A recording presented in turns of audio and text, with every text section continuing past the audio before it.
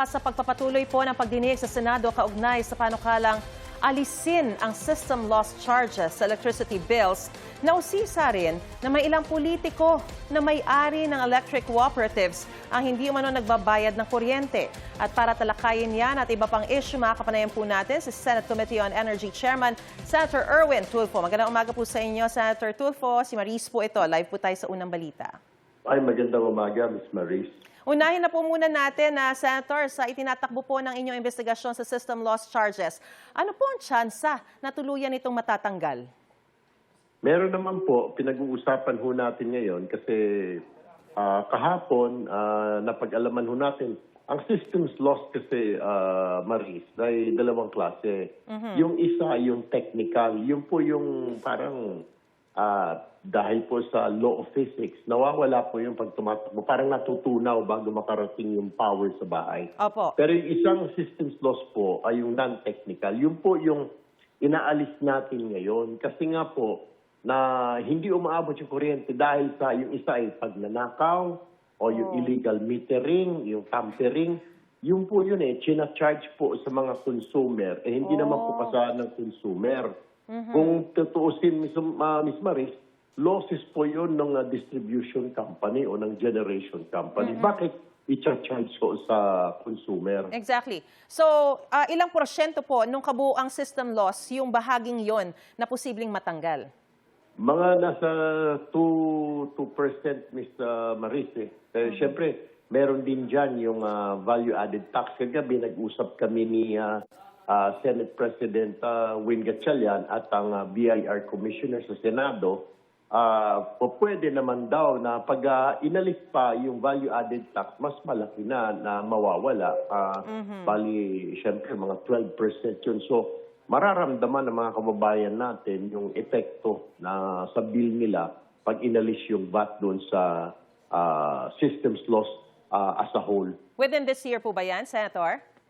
Yun ang pinapatapos. Gusto po ng Malacanang na ngayong Disyembre, ngayon na wala na sa billing yung systems loss na yan. Yan po ang gusto ng Malacanang. Alright, punta naman po tayo dun sa isang issue. Tukoy na po ba kung sino ang mga politikong hindi raw umano nagbabayad ng kuryente na may pag-aari ng mga electric cooperatives at ang nangyayari ay naipapasa sa mga customer? Tukoy na po ba natin sino-sino sila? Hindi lang may-ari, Ms. Marisa, nakakainis Maski hindi may-ari ng cooperative, hindi nagbabayad. Hindi na nabanggit kasi nagbayad naman daw yung in-inform ng mga cooperatives sa National Electrification Administration na sinumbong ito, kagyat na sinulatan kaagad ni Administrator Almeda ang mga politiko na ito. May governor yata, may congressman, may mayor, na magbayad kung hindi sila po i-report sa DILG or sa Malacanang. So nagbayad naman. Yung nakakainis lang ay hindi sila maputulan. Di ba? Pag hindi ka nagbayad, puputulan ka. Siyempre, natatakot po yung lineman dahil yun po yung mayor o governor ng lugar. Puputulan po ng linya ng kuryente. Baka mapahama ka pa. Kaya ayun ang nangyari. Hindi po sila nasisingil. Okay, so nakumpleto na nila yung kailangan nilang bayaran. Kumpleto na po yun. As far as base po sa informasyon ni Administrator Almeda, nagbayad naman po. Kaya sabi ko, pag naulit pa, Administrator, i-report mo sa amin dito at kami na bahala mag-imbestiga dahil ang electric cooperative, Ms. Maris, hindi naman kumikita yun Sinasubsidize pa ng gobyerno dahil na mga sa probinsya yun So, wala na po ba silang pananagutan kung sakali dahil nagbayad na sila?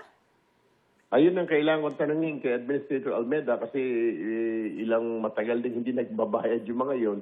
Kaya nga, tatanungin natin kung ano bang ginawa nilang action dyan o meron bang civil suit na ginawa yung mga cooperative. Pero siyempre, Maris, alam mo naman sa probinsya, pag ikaw yung namumuno dyan, siyempre medyo takot yung mga tao dyan na baka may mangyari sa'yo pag pinilit mo pa, i-demanda or what have you. So, parang okay na, tanggap na nila na, nagbayad naman na. So, hindi na lang iibig. Pero ang sinabi niyo, Senator, kayo na po ang bahala doon. So ano po ang assurance na hindi kung kailan lamang sila sasabihan na magbayad, doon lang sila magbabayad, kundi dapat talagang regular yung ginagawa nilang pagbabayad? Mali po yun. Tama ho kayo. Dapat hindi ho gano'n. Lalo pat sila opisyal doon at tinitingala ng mga constituents nila bilang mga mayor or governor or congressman, dapat to sumunod ho sila sa ika nga sistema.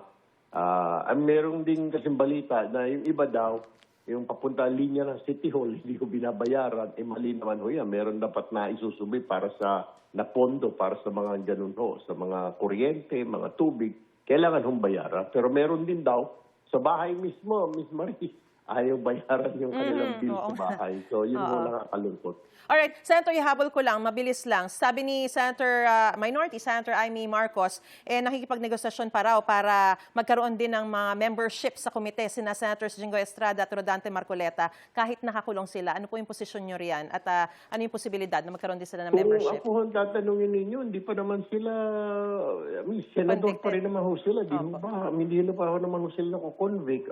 So, sa akin, sa personal kong pananaw, innocent until proven guilty. And I think ganun din po, titignan ko lamang ho yung Senate rules, pero ganun ho, alam ko kasi kahit yung si Senadora dati Senadora Laila de Lima, nung nakakulong ho siya, nagpa-file pa po siya ng mga bills, member frame po siya ng komite.